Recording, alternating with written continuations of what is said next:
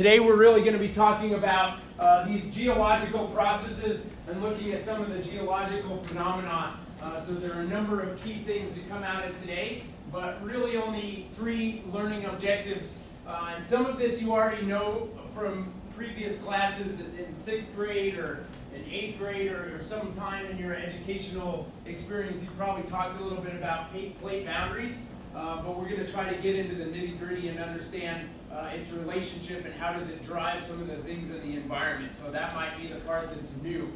In the video we watched the other day, when it was talking about, well, this theory of plate boundaries and plate tectonics, over the summer there was actually a lot of new science that came out about this. So that video was about 2 years old, but over the summer, more evidence came out to support this mantle convection theory.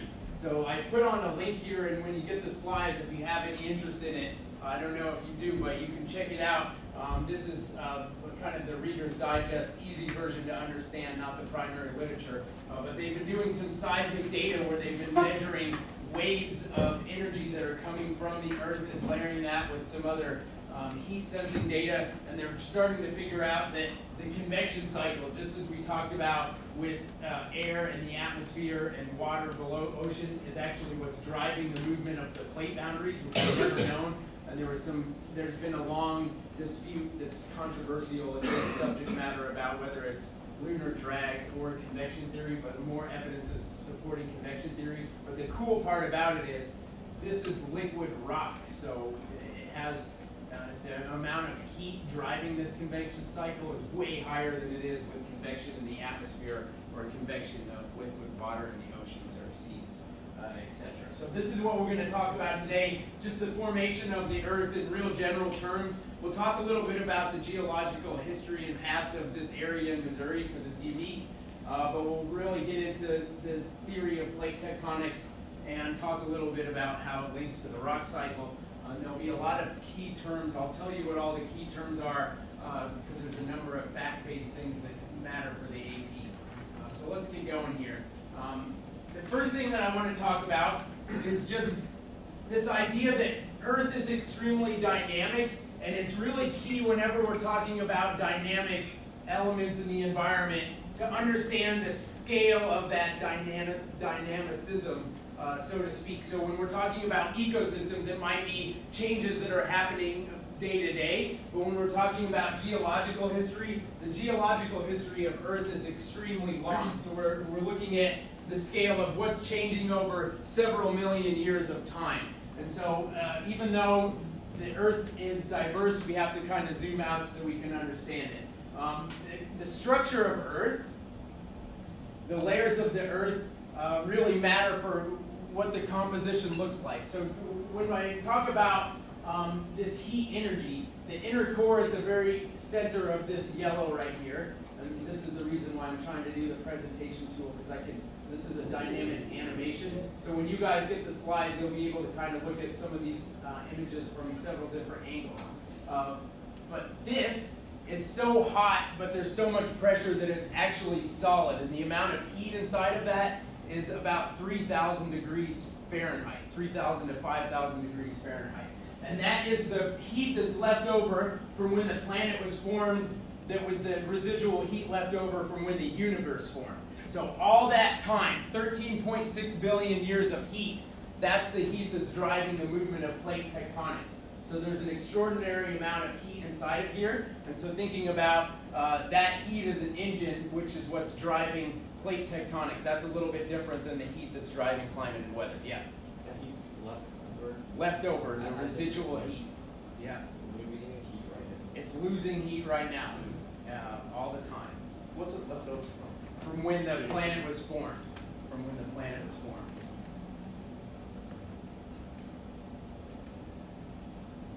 So here's what I want you to kind of talk to your table partner about, these 2 questions under the considerations. So if we have that massive amount of heat here in the center, and it's so much pressure and so much heat that's coming out, what does that do to the Earth's surface? So if we're thinking, well, that creates a convection cycle, and I've already given you a little lead on what that probably does, but give a little deeper discussion to the second bullet point here, is how do these processes influence what's happening above it? So take a second to internalize what that question is asking, and then talk about it for a minute or two with the people next to you.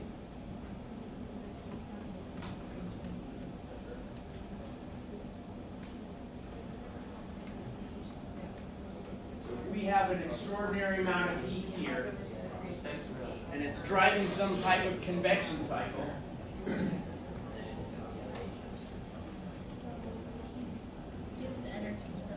I'm going to start writing out ideas that I hear, and then we'll kind of look at them together. So maybe the heat is absorbed through the layers into the plates and causes them to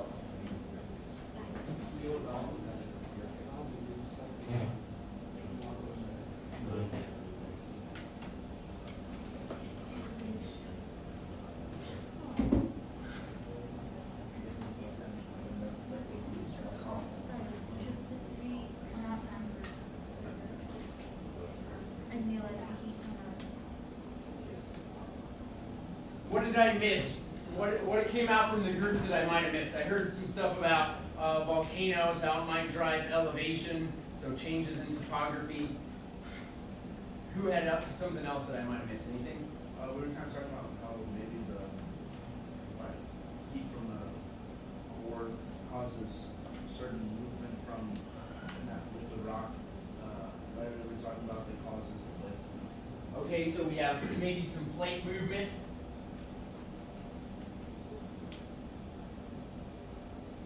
The one thing that's really interesting about this, when we say it's dynamic, there's a huge amount of heat that's coming out from here, and that amount of heat is consistent. So why do we have such inconsistencies on the surface of the Earth? Why do the plate boundaries keep moving? Why do volcanoes sometimes go off and sometimes not?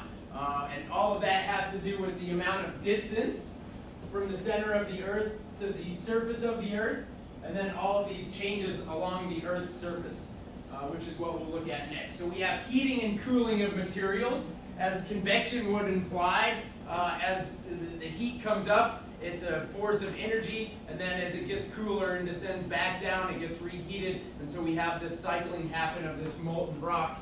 And so actually inside the inner parts of the Earth, even though we have a consistent block of heat, which is the inner core, we have a lot of inconsistency due to convection between the center of the Earth and the edge there.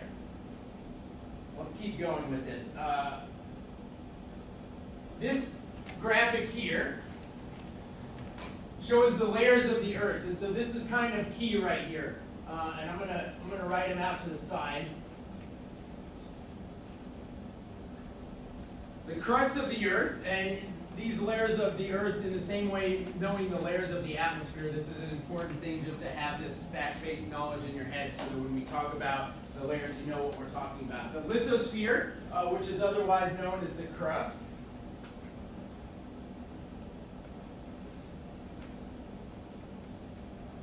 Then the asthenosphere is below that, where we have molten rock. And then we have the outer core. And then inside of that, we have is the inner core.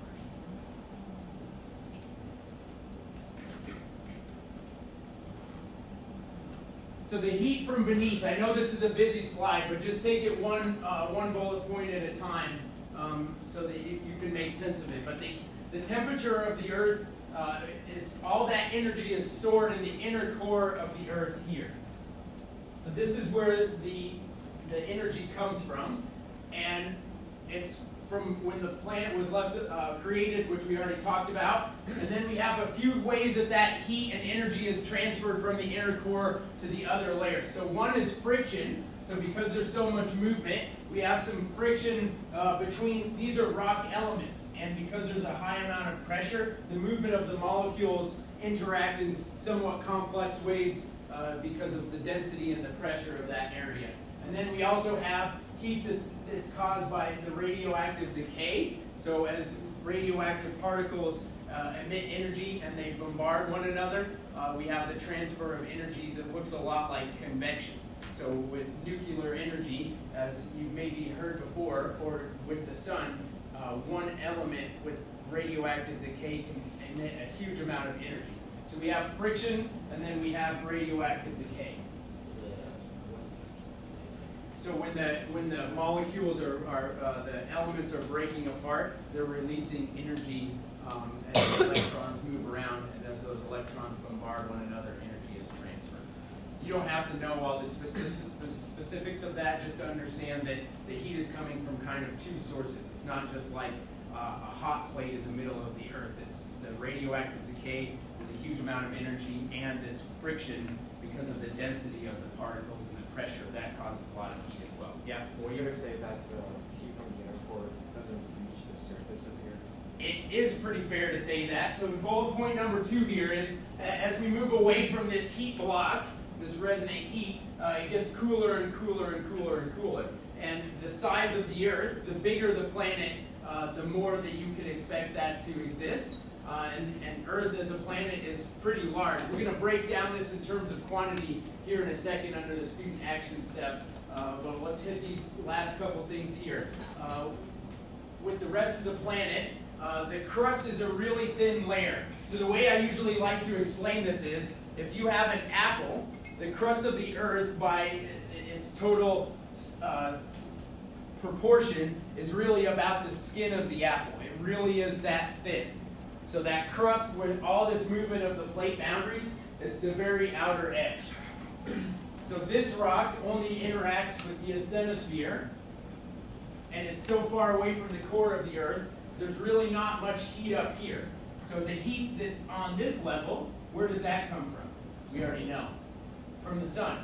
So the heat that's on the surface of the Earth, almost none of it is from the center of the Earth, but all of it comes essentially from the sun. So the inner core is a solid block of heat because of the pressure and density, and the outer core is solid as well, just not quite as warm. And the asthenosphere is where the molten rock exists. So it's extremely hot still, not quite as hot as the others, but as we move out, there's a little bit less density. So you can think about this as liquid. It's really viscous, it's moving around, and there's still a lot of heat in this area. And because of convection and density and gravity, there's some cycling and some things right here. All right, so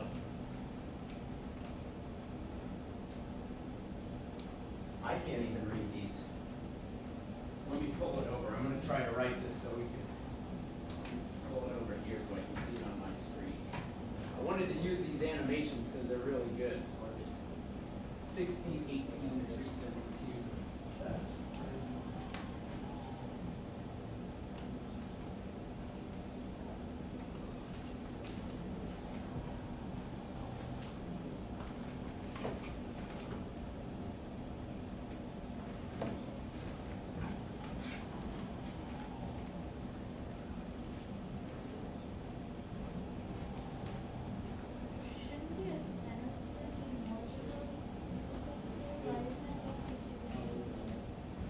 I'll show you in a second here.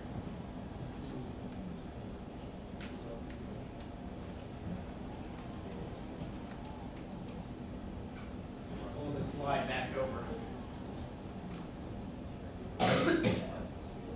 Probably made things unnecessarily hard here. All right, so the question was, shouldn't the asthenosphere have a wider depth? And what I wanted to show here, so the crust itself is 62 miles. And then we have this layer of the asthenosphere that's towards the top, where we have a small interaction of rock that's formed and liquid rock. And so this is all the asthenosphere here. But I kind of broke it into two zones because we have an area that's totally liquid rock and an area that's sort of pseudo liquid rock and solid rock mixed together. So these two go together. And then the outer core is 1,398, and then the inner core is 761. So knowing this, I want to put that into proportions. We've already labeled it. Now just do a quick table. And on your table, it should look like this. Layer, size, percent.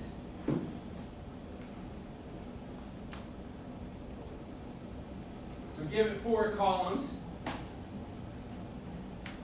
Write the layer, write the size, give it the percentage based on those values that I gave you, and then based on all the information that we've talked about and that's on this slide, give it some properties.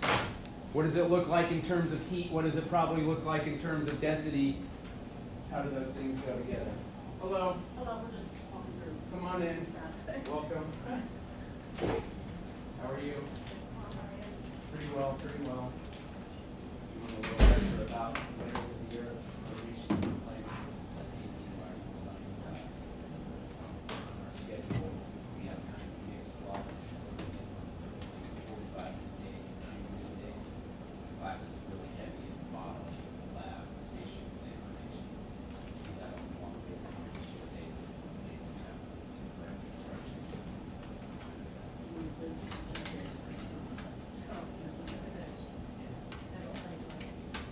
Where are you guys from?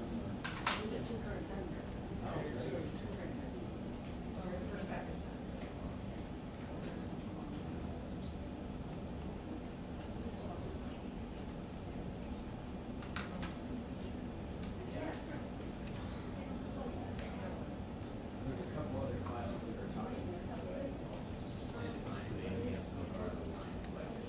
Actually, greenhouse. What is this? So, like, motivation allows us to access the outside rain garden area.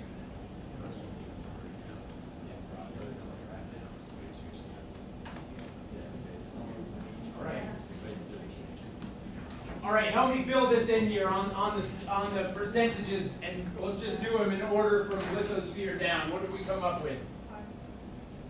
5%? Then what? For the asthenosphere. You get that far? Do we need another minute? Let's take another minute. Yeah, 62 and 18, good question. Are both asthenosphere? Sorry, I said lithosphere, but I answered it wrong. And the difference is, in this area, we have some solid rock intermediate, so it's almost like a gelatinous, kind of what you imagine lava. This is super liquidy. I'm going to try to make those look different.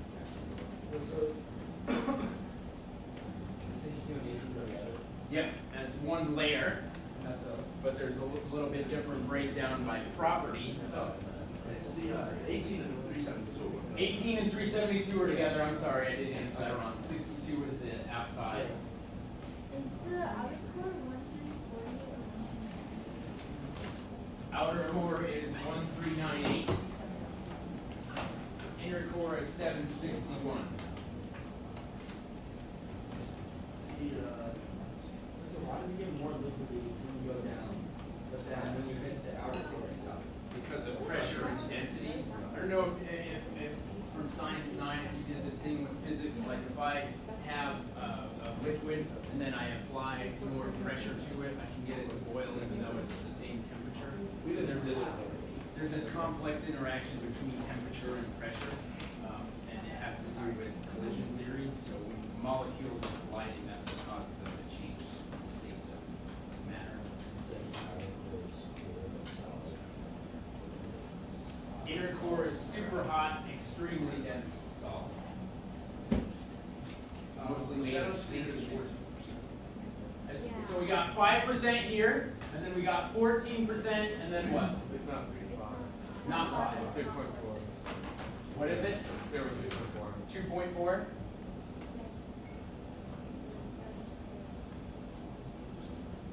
Are these numbers, do we feel good about or no? 14.9. What about outer core?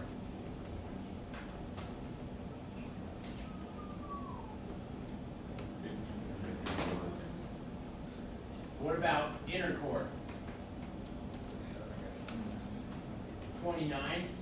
What's the total area from the very center of the Earth to the crust? How many miles is that? It's like 2,000.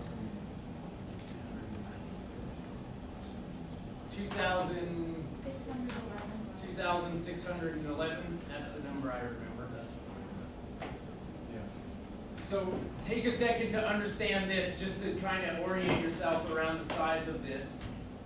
The distance from the crust of the Earth to the center of the Earth is about the same if you were traveling across the land as it would be to go from Maine all the way to the California coast in the United States. So if you were driving across the United States, it would take you like 40 hours driving, right? That's how long it would be. It's that same length. If you could drill in and have a highway and drive that same speed, it's that same distance from the crust to the center of the Earth. Feel good?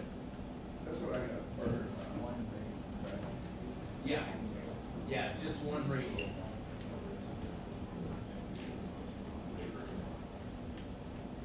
Not the diameter, just to the core, not all the way across the other side. Wait, around it's like 2,500. Really? 294? 2,500. Mr. Zayla? Yeah. The top portion of these dinosaurs is like solid portion, right? It has some solid rock mixed in, and it depends on which phase of the convection cycle it's at. If it's liquid, if it's coming up, and if it's cool and it's been near the lithosphere for a long time and it's starting to descend, it has some more solid rock, pseudo-liquid, gelatinous rock properties. So the solid is closer to the top. It's intermixed, and it just depends on how the convection cycle. I'll show another image that'll help us make sense of that. The second half what? And the second half is just like molten rock. It's the bottom half is totally liquid rock. So what about This picture will hopefully help us make sense. So check out this image that's on the lower left of this slide here. So we're going to talk a little bit about this role of cycling rock, which is really that upper layer of the asthenosphere that we were talking about here. So the closer you get to the source of the heat from the center of the Earth, the warmer it is, and that warm is going to rise due to density. It's a liquid and it's fluid, so it's flowing. And as it gets closer to the asthenosphere, this is the motion that's going to be driving the plates, and we'll talk about that in a second. But we also think about every one of these molecules can become solid rock. The only difference is it has to be cool. So when it's liquid, it's hot, and when it's solid, it's at a much cooler temperature. So this looks a lot like our convection cycle that we've seen many times already throughout this class. And so as it's close to the heat energy, it's going to rise up, and then it gets cooler, and it moves over here, and it gets denser and colder. So the rocks that are in this area are probably cooler and denser, and then as they get down, they get more liquid and warmer, and the whole thing repeats. And it's going over this entire area, which is a lot of space. So if you think about the amount of space between the surface of the Earth and where weather happens, it's about a third of that same space, but we're working with liquid rock. 700 kilometers would be like really medium depth of the ocean. So it's that same kind of space there, yeah. So is that like also 30 degrees latitude north to south, or is it different? So the 30 degrees and 60 degrees doesn't apply to this, and we actually, because of the complexity of trying to study this, we don't understand exactly where these pockets of convection occur. We're just now starting to at least feel good that we think this is a driver. So this is some of the new and emerging science within the last year. This earth science stuff, because of the tools you need to study it, is all new. It really didn't even start until about the year 1960. So, we're studying the oldest parts of our planet in the most recent time right now. So there's a lot of action in geology. And so what I wanted to show here with these graphics is two different plate boundaries, and we'll explore the plate boundaries again more in a second, but just to understand for the rock cycle. So if we look at this one in the top, this is a convergent plate boundary. So we have one plate colliding with another plate. It's getting pushed underneath, and what you see is this area right here. So if I can spin this, if I can. Looking down upon the top, you can see this one on the right side is oceanic crust, and so it has a different density than this that's on the land. And so this is the plate that's sliding underneath the other plate. And as it goes down, right in this area, as it goes into the asthenosphere, it pinches off a piece of that asthenosphere layer, which is extremely hot, and there's nowhere for this rock to go. And so it goes up. So some of the most cataclysmic volcanoes in the world are caused by this phenomena of two plates colliding and pushing it up. So this is where we get a lot of new rock forming, and you'll notice this rock is almost always on land because we're also pushing up the earth in this area. So it's likely that it's already above the ocean, and then we have these new volcanoes being formed because of we're pushing that asthenosphere layer up. It has nowhere to go. Yes, Kate? So you mentioned that when there's more liquid, that means there's higher temperatures, and it's solid, that's lower temperatures. Mm-hmm. But in the most innermost core, Yes. since there's so much pressure, The would pressure. it still be a liquid, or would it become solid? The increased pressure causes it to be a solid. So the inner core is extremely dense solid that's extraordinarily hot. I know I had a side conversation here. Did everybody get that? Everybody feels good? Yeah, Alice? So is the outer core then solid or, Outer core is solid as well, but the density is a little bit lower. So here's another spot. So if we look at this graphic here, and I'm going to look down on this, these are two oceanic plates. These are two oceanic plates, and as these are moving away from one another, a layer of the asthenosphere is exposed, and so that new rock leaches up. So we usually don't associate this with a volcano. We call these volcanic vents. So it's just it's not cataclysmic because there's no pressure, and there's plenty of space for the rock to come up and be formed. And this is where you see a lot of new rock being formed in the ocean when oceanic plates move apart. So we have a divergent plate boundary. So now this new rock that used to, or particles that used to be further down underneath the surface of the earth are now coming up to the top. Feel good? Does this make sense so far? So that's when they slide apart and then rock. Sliding apart. If we were looking at two continental plates, it would look a little different, which I want to show in a slide or two here. We're going to do a little laboratory that'll help us get these key terms, but this is a good time to notate them down as well, and hopefully you've heard about them before. But there are three different types of rock, and the way that we characterize rock doesn't have anything to do with what type of minerals or what type of material it is. It's based on how it was formed. And so these are the three types of rock. So if it was formed by on the surface of the earth where we're shaving away pieces and sediments, and then over time those are just settling on top of each other, and as they sit, they start to form rock. We call that sedimentary rock. The rock that we just talked about is going to be igneous rock. That's rock that was previously magma, and it had to be completely liquid rock that came out, and then once it was exposed to the surface of the earth, whether that's water under the ocean or on the land, that's igneous rock. And then this space where there's a little intermingling of pseudo-viscous material that's kind of rock, kind of liquid, that's metamorphic. And if you know the root word meta in other contexts, that's talking about change. So it's in a transitional state between one type of rock and another. What I like about this graphic is you see arrows going all over the place. And the reason I like that is it shows you that any rock can become another type of rock if we put agents of change, whether that's heat from the earth or sedimentation, weathering and erosion, etc. Again, more on this later, but just to get the definitions really quick. If it's surface magma, it cools, it's igneous. If it's transitional, it's metamorphic. And if it's formed by weathering and erosion and sediments piling on top of each other, that's sedimentary. How do we feel? Good? Questions or no?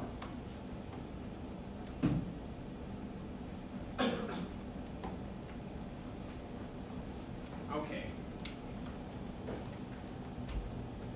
The good thing is, because of our exercise yesterday, you're already starting to understand a little bit. That was a good formative exercise to see, well, how do these forces help us characterize what the plates look like? But now let's look about that we understand mantle convection and movement of the plates, how do we layer on some of the key terminology? So this graphic on the right is a really good thing to draw in your study. You'll have access to the slides, but being able to draw a model and label the model could be really important here. So I show really two of the major types of plates, and I'll show you where the other one comes into play, but all of these words are things that you should know.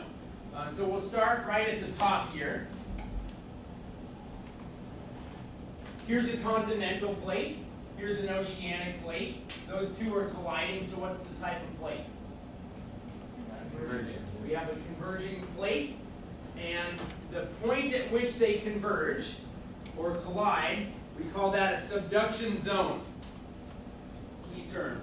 The point where the two plates collide, subduction zone. We'll use the same term if oceanic plates are colliding with one another, and we'll use the same term if continental plates are colliding together. Anytime where two plates meet and collide, we call that a subduction zone.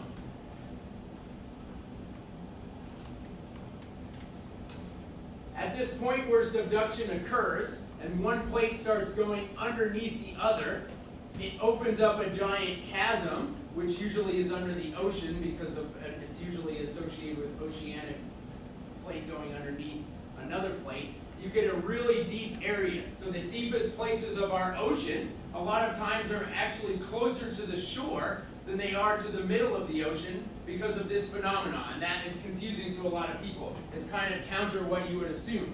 The Marianas Trench is very close to the continental shelf. That's the deepest part of the ocean. It's 11,000 meters down. So, and it's caused by subduction where these two things are going together. So one thing that happens at subduction is a trench is formed. Another thing that happens is, as a piece of the asthenosphere is pinched off, you get volcanoes, as we looked at with the previous slide in the rock cycle, but you also get mountains being formed because that you're crumbling up the earth. There's no space for this land area that's on the continental plate to go. And due to the collision, it causes some upheaval, and we associate that with a lot of mountain ranges, and some of those mountains have active volcanoes. So subduction, volcanoes, trenches, and mountain ranges. Where the plates move apart, we usually call that a mid-ocean ridge. And so what happens is, as the asthenosphere is exposed and new rock is being formed, these become really shallow parts of the ocean. So the word ridge, if I say, oh, hike up to that ridge, I'm saying go up to a place that's higher. You end up with a higher elevation in the ocean because this new rock is leaching up and being formed. So one of the most shallow parts of the Atlantic Ocean, as an example, is right in the middle. And one of the deepest parts is right by the continental shelf. Again, a little bit different than what you would think. I really like using these words interchangeably just because each one of them kind of makes sense. So a convergent boundary is destructive, meaning that there's a lot of change and transition happening. Trenches, volcanoes, mountains. And a mid-Atlantic ridge, there's a lot of building, new rock being formed. So we like to call that a constructed boundary. All right, so just take a couple seconds in your notes. This is like a question that I would ask on a test. So these are the formative exercises that are valuable to do, right?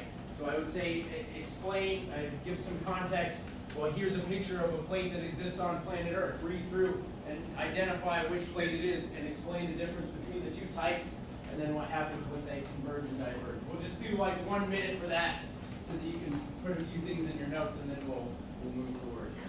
I got one more slide and then just a little history lesson. Man, you guys are like real quiet today. I don't know. I feel like you should be quiet because it's a lecture, but also I don't know how people are feeling now. Yeah. By types of tectonic plates, are you referring to continental and oceanic, or are you referring to convergent and divergent? Great question. So when I talk about the plates, you're talking about the entire plate, which one plate has multiple types of boundaries, right? So if I say we're looking at the Pacific plate, there's places where the Pacific plate is diverging boundaries, and there's places where it's colliding. And so being able to identify, well, which is which. If we use the Pacific plate as an example, which area is it colliding based on what you explored yesterday, what you maybe know? Anybody? Pacific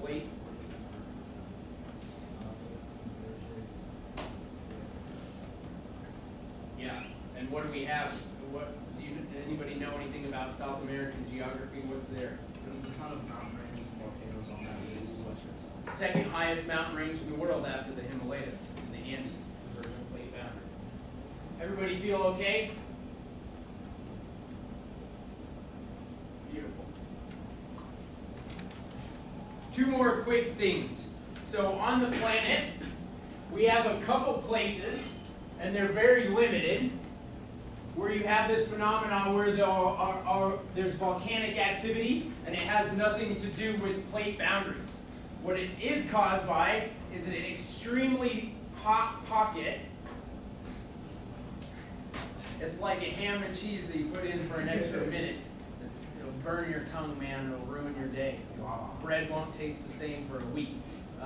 There's a few places where you have these extreme hot pockets, and they're so hot, they're scorching the lithosphere from underneath, and so you're burning part of the crust underneath, and you end up with a lot of exposure. And what's interesting is the plates move across that. So the two that are talked about a lot, one is the Hawaiian Islands. So right in the middle of the Pacific Plate, at this moment in geological time, it's underneath the Pacific Plate. It used to be somewhere else. It's a hot pocket, and the islands were caused by volcanoes. And if you've ever been to Hawaii or you know anything, there's a number of active volcanoes that are just going off perpetually in that area. That's caused from a hot pocket. A hot spot is what we call it. Another one that's really common to talk about is Yellowstone, which is the biggest volcano in the world, the most powerful. It's much more hot than Hawaii, and the heat is so intense there that actually as the North American plate has gone over, scraped over that hot spot, that's what's created the mountain valley in that area, which causes really cool weather phenomena. Yellowstone National Park is much colder than other areas there because of the way it channels the wind, and you get these weather patterns with a lot of snow, and that valley was caused not by erosion from the top, but by the hot pocket of the hot spot from underneath. That volcano is so big, it's about 40 miles is the caldera, or the size of the volcano pole. That goes off, nothing that we've ever done matters, it's open, so you'll feel a lot better about your English grade if Yellowstone volcano goes off. Okay, so that's hot spots. It would be so powerful that instantaneously, in a pretty large radius, people would just be instantly incinerated because it would be such a powerful volcano. But then it would kill us pretty quickly within a couple days because of the amount of ash that would come over and cover the earth here. Much worse than that, but similar kind of thing, yeah.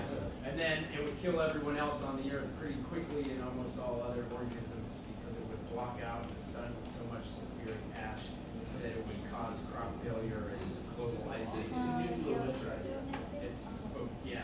That's what happens to the dinosaurs, right? Dinosaurs, they think, it was a meteor that came in and caused a similar blocking out of the sun and a lot of disruption.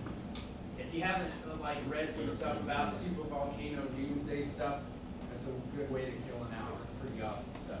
A couple other quick geologic phenomena just to talk about because they come up. Earthquakes we didn't talk about, but those are caused by plates sliding past one another, and when you have a release of friction, boom, you get an earthquake. So that energy is released as the rock slides past one another.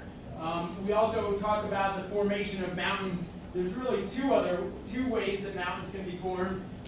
In addition to the volcano, like we already talked about, when two continental plates collide, they're both about equal density, and so what you end up with is a lot of upheaval. That's what we have in the Himalayas, which is the highest mountain range in the world, and a couple other places. And then another way that mountains is formed is this, when the weakest part of a plate crumples and folds in on top of itself, which is how the Appalachians were formed, and the Rocky Mountains, and a lot of other mountain ranges around the world. Tsunamis are from earthquakes, so that release of energy when it's in water, water can absorb that energy, and water can move in a wave. So instead of breaking or crumbling like you have with an earthquake on land, it sends waves, and they can be extremely destructive, like 50-foot waves. That's what caused, I don't know, what were you guys doing in 2011? Do you remember the Fukushima tsunami that caused the nuclear power plant? They can be quite catastrophic. The thing that's really interesting about all of this is in our age of society and development and civilization, you kind of forget that the earth could just destroy all of us really quickly without any notice. And all of this is significant. We think about climate and weather, but geological phenomena has extraordinary capability to change and transform the earth. It is pretty dynamic. I wanted to show a couple quick things here. So the plate tectonics, when we've been studying as a body of science, and you're not responsible for anything on these next couple slides, but I just wanted to share it because I think it's kind of cool. The North American plate, about 350 million years ago, which compared to the age of the earth was not that long ago, but long enough that some of the crust is still intact. Check this out. It was under the ocean, and it was at the equator. So these places that were on land were really productive ecosystems, jungles and what similar to the tropical rainforest because we're at the equator. But this whole area that covers most of our country was totally underwater. How do we know? We know because of things like this. So this is from Keokuk, Iowa, which is right by where Missouri, where the Missouri line goes into Iowa and southeastern Iowa. I used to do work up there, agricultural research, and these are just rocks that I found. They just break apart. And these crystal structures in here, this is calcite, which is one of the salts that's found in ocean water. There's no other way that this could be formed except for crystallized salts in the ocean. So when the ocean receded and left behind the salts on the land, and then you had pressure and density, that's what formed these rocks. That's how you end up with these crystals. So part of the physical evidence for understanding that this used to be under the ocean is where do we find these types of crystalline geodes in North America? And it's in Missouri, and so that's how we figured out that Missouri used to be underneath the water. Another way, so you'll notice it's most of the United States. This is made completely of stone, but you can see they look like ocean creatures, right? These are ammonites. And I got these from Kremlin, Colorado, which is nearby where I grew up, just south of Denver here in the high plains area down here south of Lake Dillon. And these are all over the place.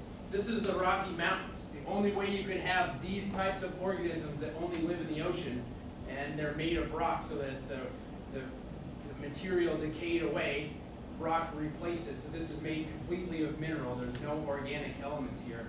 That means they can figure out how long ago it was by that process, but you can also see, hey, this area must have been under the ocean at one point in time. And it's only exposed because of the upheaval of the Rocky Mountains. The next thing I wanted to show here that's really interesting, and again, you don't need to know anything about this, but the Western Interior Seaway froze as part of the Ice Age and created this thing called the Laurentine Ice Sheet. Let me see if I can get this one to display. I have like an animation to play. Shoot. But as this ice sheet receded, this is when it was fully intact, and you'll notice it's right by St. Louis. If you drive on 270 going south, you'll notice right when you get to about Highway 44, there's all these huge rock croppings. That's because that's where the Pleistocene glacier stopped. And so it didn't carve out that rock, but it did carve out everything here to the north. Well, guess what that became? A giant river basin for the Mississippi and the Missouri River to flow into. So really significant things that happened way off in our distant past. Great day today, gang. Thanks for hanging in there with me. Boy, if you could do me a favor and just hit stop on the recording, that would be fabulous. Good to see everybody. Have a great Thursday.